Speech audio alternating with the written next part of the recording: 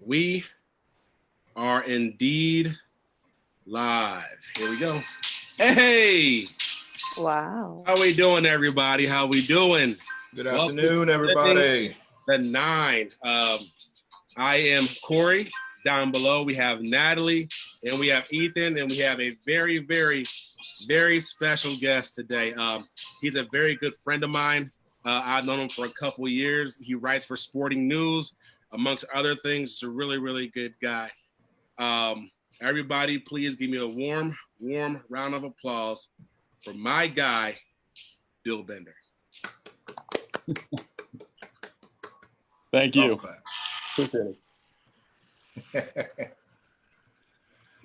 So, Bill, let's get into it. You write for Sporting News, man, so you have a better end than we do. So tell me, what do you think the climate for sports is for the next, whether 2 weeks, month, 2 months? What do you think is going on?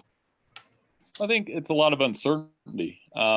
It really started for me when they canceled March Madness. That was kind of the first, okay, this is real. It isn't just about having no fans in the stands and that kind of thing. And then with each event that they've canceled into the summer, it really has hit. So the kind of the line I've been using from day one is, one, we've got to stop the spread itself. And then you can start to think about how can we do sports safely. It is my hope that, and as we all look at the calendar, Corey, I think we're all hoping that there will be football in the fall. And I think that's really the starting point. Once we can do football safely, the other sports will follow. But as far as the NBA, the MLB, NHL, and other sports, it's pretty bleak. And I don't know that that's going to slow down. And it made my job a little more interesting as well. Oh, wow. So you think the NBA season and MLB, NHL, they're done. Their season's over with. Well, I wouldn't say that yet, but I mean, May 30th, I think once you get into June, I think the regular season in the NBA and NHL is over. Okay. And maybe they can toy with a playoff format of some sort that might be not what we're used to. As for the MLS, that's a season that's a little bit longer. MLB start in July or August. And for all of us, I think that's frightening because, as you know, Corey, and I don't know if the people on here know, we've coached together for a few years, and it just hurts us as people that sports has been gone this long, because sports to me is something that brings everybody together. Exactly. I think you're absolutely right, man. And to tie into that, people don't know, but Bill and I have coached together for multiple years in multiple sports. And actually, we're coaching together for our son's baseball team. We play travel, non-travel in the big league. And our season was actually supposed to start May 1st, but even that's got pushed back, and there's a lot of uncertainty there. It's our kids' first years in that league, so there's so much uncertainty, and kids, my son especially, his heart broke over it. So I can only imagine what the major leagues feel like, because it's hurting us at the local level as well. Well, and that's what doesn't get focused on. So we can talk about the major sports and we can talk about college athletes, and I do feel for the seniors in spring sports, the seniors that didn't get to play in their last basketball tournament. But think of it this way. Imagine being a high school senior in Pickerington that doesn't get to finish their career because so many high school kids don't. Imagine being a 9-year-old like our sons that they could potentially lose a year of development. And it's tough because those guys, you feel for them. And I think the best thing we can do is go out in the backyard and throw a baseball with them. Go out and, hit and do anything you can to get a kid a baseball in their hand, a lacrosse ball, football. And Grant, my son, and I have tried to do that. And even Bella, my daughter was going to start softball this year. So to me, that's what's not getting talked about, is what the youth is going to lose from this as well. Anything, E? Yeah, Bill, I got a couple softballs for you. We're repping our favorite sports teams. I got my brown shirt on here. Bengals. Yeah, Corey and I, we love misery in the fall and winter, I guess. What's your favorite sports team to root for? Well, I mean, first of all, you guys are missing this. If you wanted to read real football, There we go. There we go. I never keep a Packers hat very far away from me. And I'm also wearing, for baseball season, which I miss, a Padres jersey of my favorite athlete of all time, and is Tony Gwynn. And the reason why is Gwynn, and he hit 338. He was not the fastest guy. For those of you who remember watching him play, he was kind of chubby. Maybe the best contact hitter of all time. But the thing that sticks out with me with Gwynn is, number one, 20 seasons with the same team. Didn't leave, didn't go anywhere else. And they were throwing this around on Twitter yesterday. They said, who's the best athlete across any sport, or which athlete across any sport deserves a ring most that didn't get one? And, you could say Barry Sanders or Dan Marino or whoever. To me, the answer is undeniably Tony Gwynn based on all those things. I like it. You're a golfer, right? I try. I mean, I need Corey to give me some lessons, honestly. But yeah, I try. How do you feel about a November Masters? It sounds crazy, right?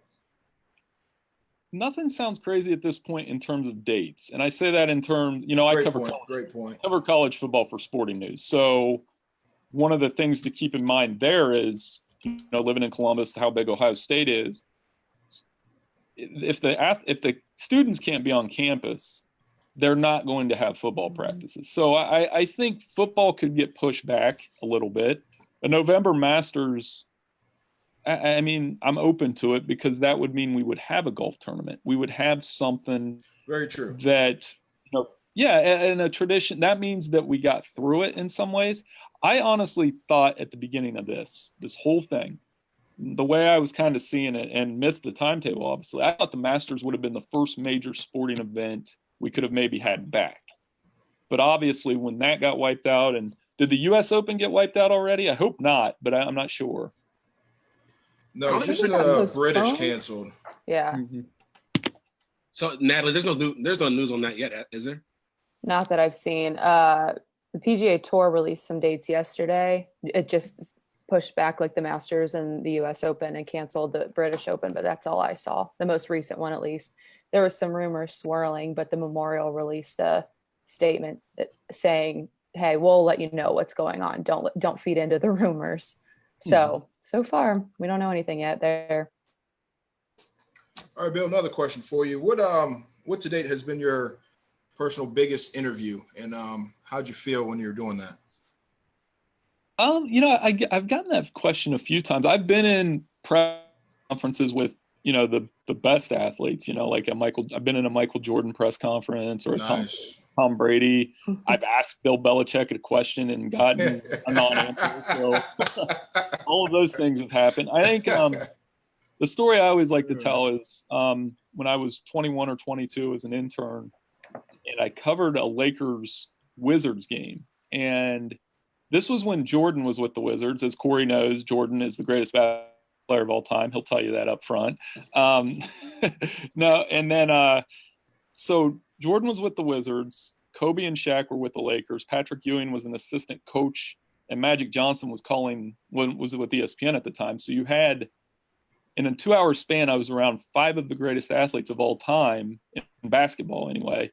And then on the front row, Ray Lewis and Mike Tyson were sitting in the front row together. So in terms of like this job, like a night like that, you kind of leave the arena and then you're like, I just saw all those people at the same time. And you just kind of, that's one of those moments where you appreciate what you do. And ever since then, there's been big games and big events that I've been fortunate enough to cover. I would say none bigger than Game 7 of the World Series with the Indians and Cubs. That was the most amazing environment I've ever been in. Nice. Yeah.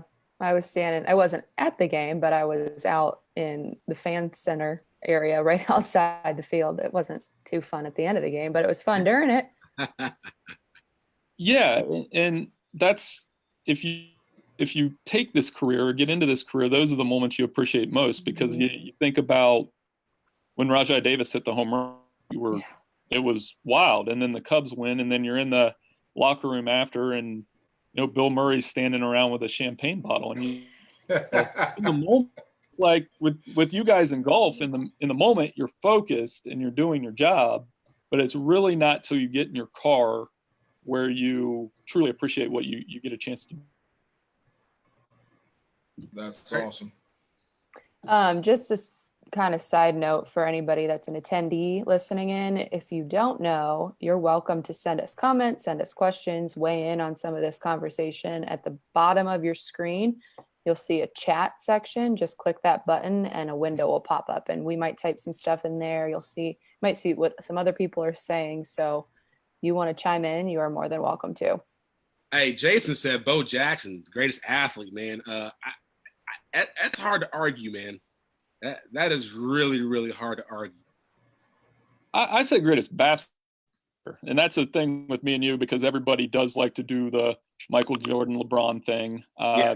I think it's a generational thing personally, because guys in our age range, Corey, which surprises me, most guys in our age range would pick Michael. I always describe him as the one athlete where the scoreboard didn't matter when those Bulls were those teams, because you knew they were going to win, and he was probably going to do something to do that.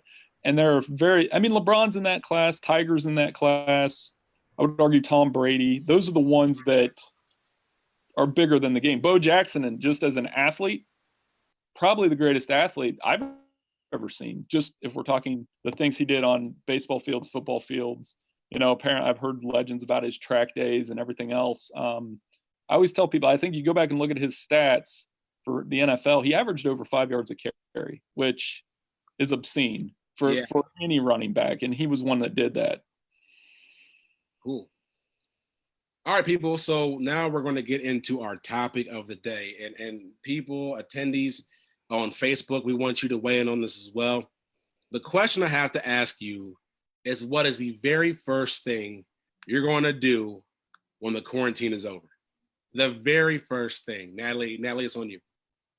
I'm going to go to a baseball game if that's allowed, assuming everything's back to normal and we can have those gatherings. I grew up watching baseball. My brother played baseball. I grew up 5 minutes from the Canton Crocodiles. I think it was AAA league stadium. They're non-existent anymore, but we would go every summer.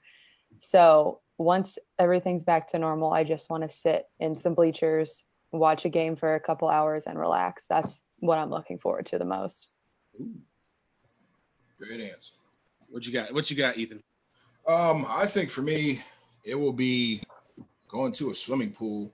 We're getting to that time, weather's heating up. I am not fortunate enough to have a swimming pool in my backyard, besides a couple kiddie pools, right? So yeah, I think our local community pool, hopefully when everything gets back to normal, opens up, and then go swimming, jump off of the diving board, and hopefully not hurt myself. How about you, Corey? What you got? What I'm gonna do? You know what? I thought about this question. I really don't know. I mean, what we do on an everyday basis, like we play basketball, stuff like that, and have fun around the house. But I think the thing that I would really enjoy to do with the kids is we go to the zoo a lot. So, Nice. Going to the zoo, and I guess just find some kind of human face-to-face interaction with people. You know what I mean? With a large group of people. I guess that's the one thing that I miss the most. Is that it'll probably be the first thing that I do, like whether it be baseball practice with Bill and the boys, or something like that. Just the multiple people in one space and feeding off everyone's energy. That's the first thing I'm gonna try to make happen. I would say the same. Well, I mean, I don't know if we're allowed to say like combustion or BrewDog right now, but that would be a quick stop. No, I'm kidding. The baseball practice with Roosters, somewhere where I can restaurant, somewhere where I can do it family. But to Corey's point, I think the thing that I miss most about the spring right now is the baseball practices with the kids, the interaction with the parents, the seeing our kids develop into better, teammates and teaching those lessons that we all learned.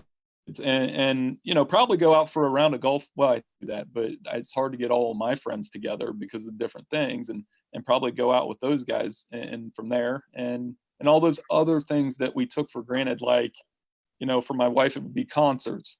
Oh yeah. For me, covering a sporting event, for and like you said, the day to day, when my family were so busy with practices and dance class and everything else. And now that that's taken away, you do struggle sometimes to find those day-to-day events that you can enjoy. Mhm.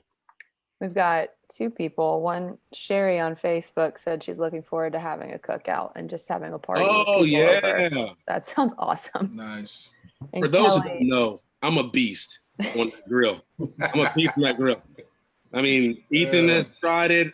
Bill's tried it. Even Sherry, who mentioned, tried it. Natalie, you're invited this summer. But I'm a beast when it comes to that grill. So that's something I need to think about. But yeah, Facts. entertaining parties, stuff like that, friends over. That's a good point, Sherry. yeah. And Kelly said her kids want to just go play with their friends. They miss them. Oh. And I think that's the same for everybody. Just want that interaction back.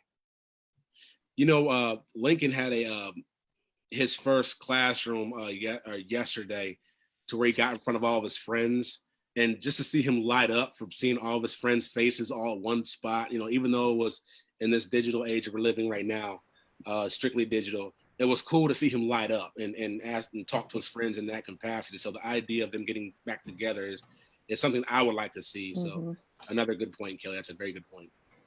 No, and for us, you know, Grant's birthday's tomorrow. So, and we've had a few friends.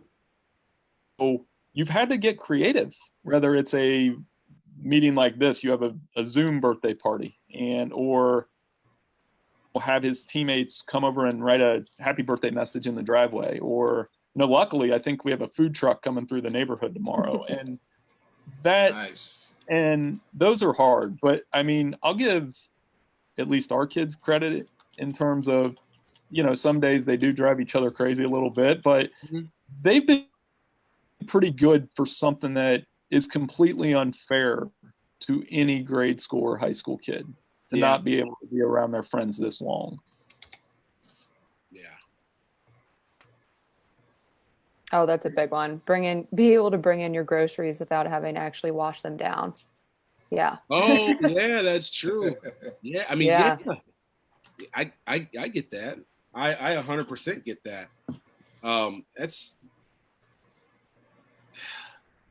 the precautions that we have to take nowadays. It's very necessary. Don't get me wrong. It's very necessary, but it's also taxing. You know, I didn't realize. I really didn't realize how many times, and this may seem super weird, I didn't wash my hands. You know what I mean? Like coming. Maybe not want to say that out loud. Yeah. No. I'm saying like this. Like, you know, you go outside. You know, you go outside and come inside. You go inside, you do it so much. You didn't realize that you weren't washing your hands every single time. You know, you wash your hands before you interact with people and before you cook food and stuff like that. But the idea of doing things all the time, nonstop, you're like, wow, I guess I just didn't realize how many times I wasn't doing it. Yeah. Yep. So Ethan. Yes, sir. You want to know what time it is, bro? Always. What time is it, Big C? Live the 9 Wow. story time. I'm getting better, baby. Trying to make this official. I'm getting better. So live the 9 story time. So today's core value, we have courtesy, and today's healthy habit, we have community. So Natalie and Ethan will tackle courtesy, and Bill and I will talk about community. So Ethan, without further ado, take it away. You want me to go? Yeah, we're gonna have Natalie kick it off. Okay, so being in this kind of climate right now kind of got me thinking back to when I was in college. We had something happen pretty much that shut down the university for 2 days, and we had to leave campus. And similar to what the kids were going through now, we knew we were coming back. We just didn't know when. So immediately, professors, coaches, people living in the neighborhood, anybody that was living in that I went to school in a village. So anybody that was in the village immediately reached out and offered students that were living in the dorms to come to their houses, to come get a meal, if they needed gas money to drive somewhere, if they wanted to stay in a hotel room. And just the outpouring of courtesy and of how genuinely nice people were, and how they just offered a helping hand, because we were just like the kids today. We were 18 to 22 years old, and some people were international. Some people lived from the other side of the country. They couldn't go home indefinitely, and they definitely couldn't go home that fast. So I remember walking on the quad, and one of my assistant track coach pulled up, and I was with another girl from the team.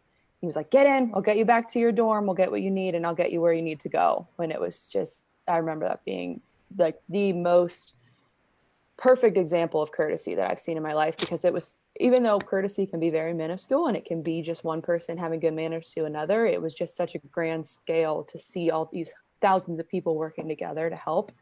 I was blown away. No, that's awesome. That'll be kind of part of community as well, right? Yeah. In terms of as part of community. Now, Bill, I'm going to name drop here for you.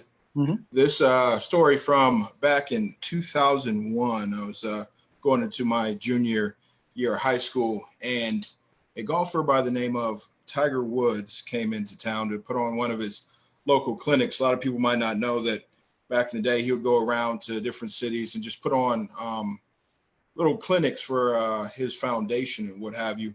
So remember, it was a little 9-hole golf course called Bridgeview Golf Course. No longer exists now, unfortunately. But he came and put on a clinic for the local community.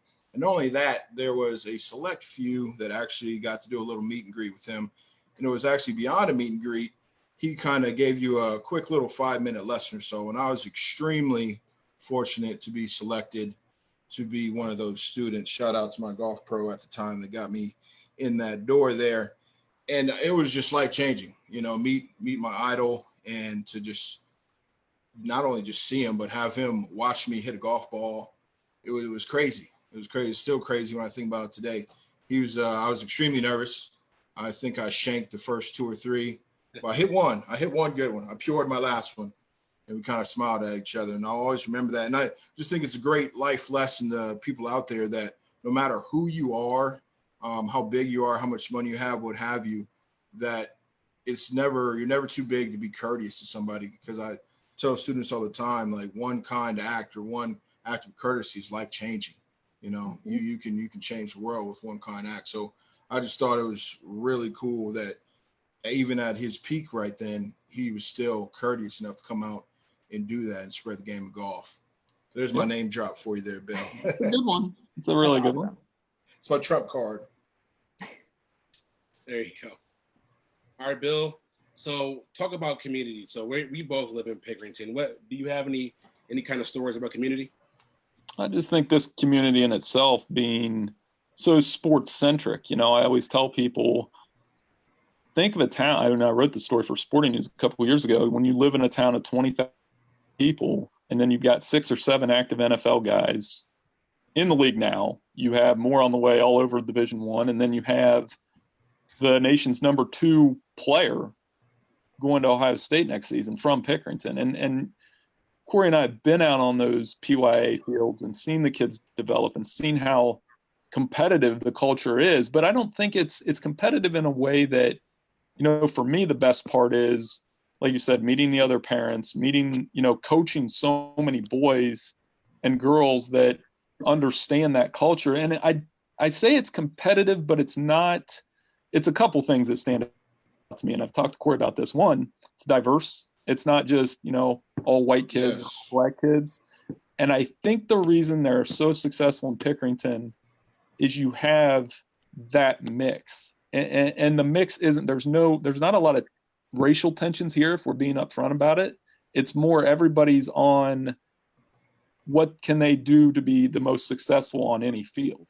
And I've gone overboard a few times like everybody else. I mean, Corey, don't tell him that basketball story from Pat, but things happen. But it is for the most part a healthy, competitive, good environment for kids to grow up in.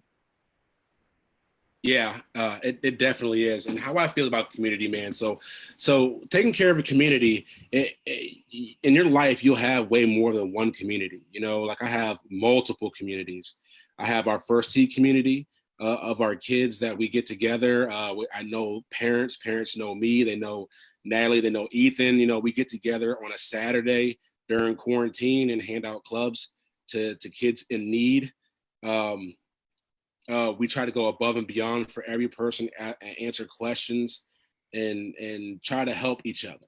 That's what it boils down to. A community is about helping each other and seeing past differences. Differences make the world go round. Appreciate differences. Don't look at them as a curse. In my other community, I have Pickerington. That's where we live. Like Bill was saying, our boys have played together for a couple of years now, and there's been a lot of parents in the same exact boat, to where they know me, I know them, they know my son, they know my wife, they know my daughter. There's been times where they've helped me with just knowledge, and how to navigate things. My journey to coaching a travel style baseball team is very new to me. I had no idea what I was doing, but a coach who's been established in that realm for a long period of time pulled me to the side and just showed me everything, laid it all out on the table. He didn't have to. He didn't know me. He just knew of how I was as a person and how I tried to help people out. So he decided he wanted to help me out. So the one thing about community, people and kids, I hope you're listening to this, is that community, you have multiple ones, but you give the same effort to every last one of them. It all boils down to how you treat people, and take pride. Take pride in the things that you care about. Love them. Support them, even though it may be different. Welcome that. Don't go against it. I love the fact that I'm in multiple communities. There's not one that outweighs the other. I love my First Tee family, like I love my Redhawks family. Like I love my personal family. My mom, my cousin. They're all a community. Your church can be a community. There's so many things in life that you'll come across. So I guess the point is, don't ever think that your community is one realm. You have so many communities, but you have to be dedicated and show passion to each and every one. And that way it helps you in the long run by people willing to help you, hold their hand out to help you. There may be somebody in the Redhawks family who may help in a certain area, like for the First Tee, for instance, my community with Bill. I know Bill. Bill's my guy. I love Bill. He's in my Redhawks community, but now he's helping me out in my First Tee community. You see what I'm saying? And it all came down to the fact that I was passionate about that. And now he saw my passion and helped me continue that with this. Yeah. Very well said, Corey. Very well said. I try sometimes, I try. All right. So now we have a new segment today, and the new segment is fun. It's one we thought of, and here there can be only one. That is our new segment. We have questions that we're going to put on. Natalie, stop laughing at me. So we have questions we're going to put on. You can choose one for the rest of your life. Coach E has come up with 3 questions that all of us panelists have to answer, and we definitely need the attendees to weigh in on this too, because we're going to have a winner, right? And yeah, please type in your answers, both Facebook and Zoom. There's ways to type it in, and I'll be tallying. You can answer while we go through the questions. I'll tally them up while you're answering in case there's a delay, and we'll say the winners at the end, if that works. Yes, and Facebook, I understand that there is an 8-second delay, so we'll wait to the end to tally them up. But chances are most of you will agree with me, so we just already crowed the winner from the beginning. So I just wanted to put it out there. All right, so I'll be setting up the questions and ask them, and then Bill, we'll give you first answer, and then we'll kind of go around the horn here, as they say. So the first question of you can only choose one is, you have to play a round of golf, and you have to leave one of these clubs in your car. It will be either a sand wedge, a putter, or a driver. Which club do you choose to leave in your car? That'll probably be the sand wedge, just because I again, as a golf, not a novice, I can figure it out with a 9-iron or something else if I'm close. That would not be easy, but I need to get off the tee on a course that's got length. I'm not going to try that with like a hybrid or anything else. And then can you putt with a 9-iron? I don't know. Maybe you guys can. I can't. Natalie, what do you like got? it. I had to ask someone else for an answer, and I picked a putter. What? Ah, I don't really know how to justify that. That's just my answer. Natalie doesn't play much golf, ladies and gentlemen. That's It's okay. fine. We're She's gonna get I'm out there. learning, so I don't We're gonna get have her out enough there. knowledge to Nope. tell other people about it There you yet. go. We appreciate your honesty. One of our core values, ladies and gentlemen. Yep. Corey, what you got? Oh, me, I'm leaving driver. That's hands down. That's not even a question. The driver is left in the car. I'm not skilled to putt without a putter. I can't do that. Like that's not in my bag. I can't do that at all. And I rely on wedges. I love wedges. But the driver, I mean, I could tee off with a 2-iron or a 3-wood. I could be fine with that. But Corey, you should look at the comments. what did it say? Jason's cracking me up here. Oh, Jason, because I can't hit the driver. Is that where we're at now, bro? Really? We're supposed to be cool like that? You gonna put me up? What? Crazy. Now, to Jake, who said sand wedge, Jake, we won't allow you to have your lob wedge either. So see if that determines your situation with that. There you go. T. Walton, he understands driver. I get it. Yeah. Now, this was a toss-up for me because I can kind of putt okay with my sand wedge, hitting the bottom of the club there. But I, like you, Corey, would choose driver because you need your scoring clubs out there at our level. And the driver actually sometimes gets me in trouble. There's a phrase, leave the devil in the bag, and sometimes I do not. And it does get me into some trouble from time to time. So, like you, I choose the driver. All right, great start there. Our second question, ladies and gentlemen, is you have to play a round of golf, but you have to either wear A pair of bowling shoes, B, a pair of slippers, or C, a pair of flip-flops. Oh. You have to wear one of them for a round of golf. Bill, we'll give you a little second to think about that because I know this is a very deep thought question here. So, Natalie, we're going to kick it off with you here. What'd you say? I said bowling shoes mainly because I feel like in slippers and flip-flops, my feet are going to slip and slide way too. I mean, I trip just walking, so I don't trust myself trying to hit a ball in those. I feel like at least the bowling shoe, you can tighten it somewhat. I don't know. This was really hard. That's just my pick. This is a hard one. This is It not is. easy at all. It is.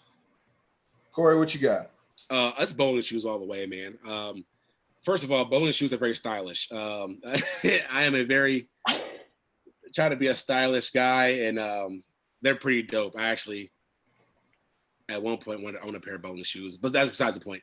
But as far as, if you're swinging and it's a good swing, it's a hard swing, to me, flip-flops could end up hurting really bad. Yeah.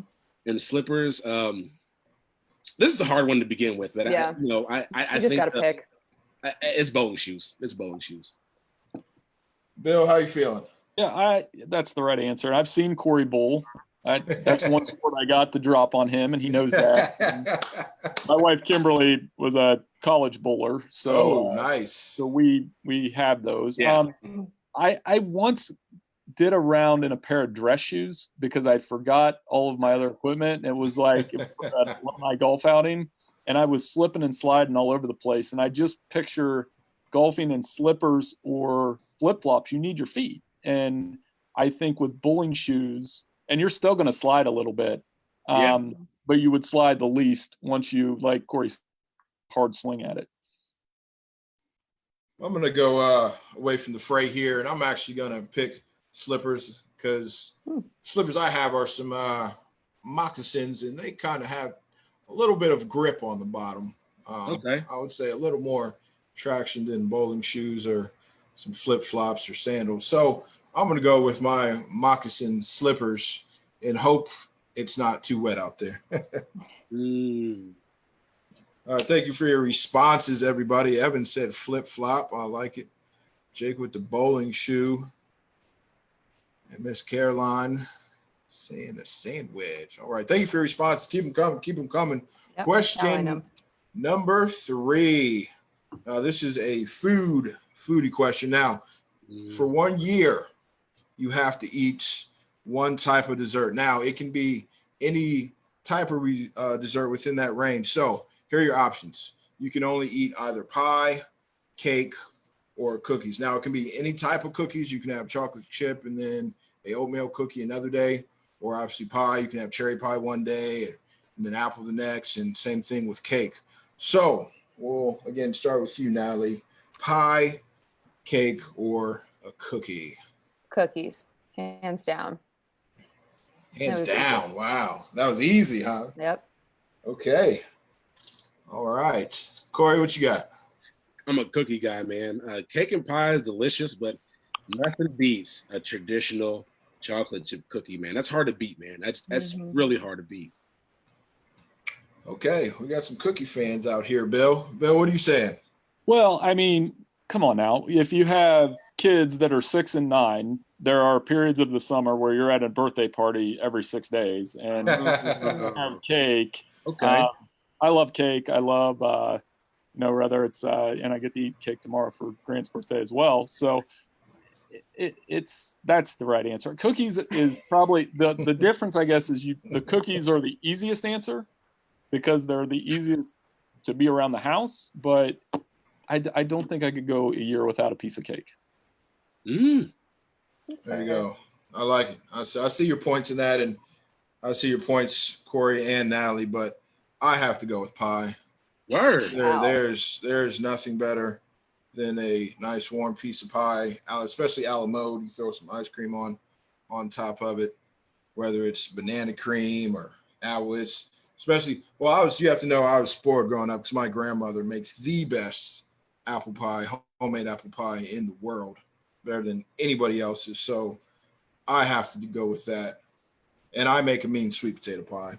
Just FYI, people. If anybody wants a sweet potato pie for Thanksgiving, you hit me up and we'll get something out to you. Are you for real? Like sweet potato? Word? Yes. I'm definitely team sweet potato over pumpkin. I think pumpkin is the devil's food. We'll save that one for another. We'll save that for another day, Corey. Gotta add another 15 minutes. You're blowing our future segments here. That could be crazy. Oh, all right. I see some cookies, some cake. You guys look like pretty even response there. Last question, Bill. Then we'll get out of here. Thank you for your time here, Bill. Last question here. Now, you can only listen to one type or music genre for a year. So only one type or genre of music for a year. Your options are rock and roll, and that's all types of rock and roll, whether it's classic or maybe you're a heavy metal guy or some jam band like Dave Matthews fan like I am. Then we have our popular music. Then we have a hip hop / R&B segment because it's kind of hard to leave those two out on their own. And I did this one for Natalie, country. You know it. Just for you, Natalie. Thank you. Does Natalie need to answer this one? I mean, I think That's we are. it. As long as country and I can't say that encompasses like Americana and bluegrass and gets a little broader, I'm solid. So I don't have to listen to the radio. Got it. What do you got, Bill? Oh, it's classic rock or rock and roll, however you want to deem that, because when I'm listening to the radio, it doesn't stray too far from QFM 96 because you have everything from the 60s, if you're a Led Zeppelin type guy, from the 70s, the Creedence Clearwater Revival, and then the 80s, that's the one Corey probably doesn't know that I like the most, is the hair bands, the Motley Crue. Nice. Did not know that. Like White Snake. Guns N' Roses. I mean, I could never. My hair. By the way, my hair is so bad right now because we can't get haircuts. It's like down here, and I can't. This has been one of the casualties of this pandemic. Is my hair looks so bad, but it would never get that long. But I think that's the best answer because like Ethan said, you can stretch that out a little more. If it includes Dave Matthews, great. I can listen and jam out to that as well. Nice. I know I liked you for some reason, Bill. That would have been my backup. I understand that rock has has a longer time of existence than that in country. But this is actually really, really hard for me, man. I'm very eclectic when it comes to music. I listen to everything. But Yes. when it comes down to it, the thing that I probably can't live without, and it's hip hop and R&B, only because now classic rock is my jam too, but Mhm. there's I relate. Like, I think hip hop and R&B tell my story better than rock and country and pop. Like, it relates to me more, you know, the certain struggles they went through. I can relate to that, and you know, relatability is probably the biggest thing when it comes to music and why people gravitate towards certain things. So it's got to be hip hop and R&B for me. Got a lot of pop I do a lot of responses pop. out there. Ethan, what was yours? Mine is rock and roll. I'm gonna go with Bill here. I thought. Like I mentioned earlier, I like my jam bands, but I also enjoy a good late '90s, early 2000s emo band, like Taking Back Sunday type of group. So again, grew up on hip hop and R&B. That always will have a place in my heart. Only tolerate country because I worked at a Texas Roadhouse in high school. So did I. So did I. That was fun. Ethan, did you have to learn how to country line dance like I did? It was horrific.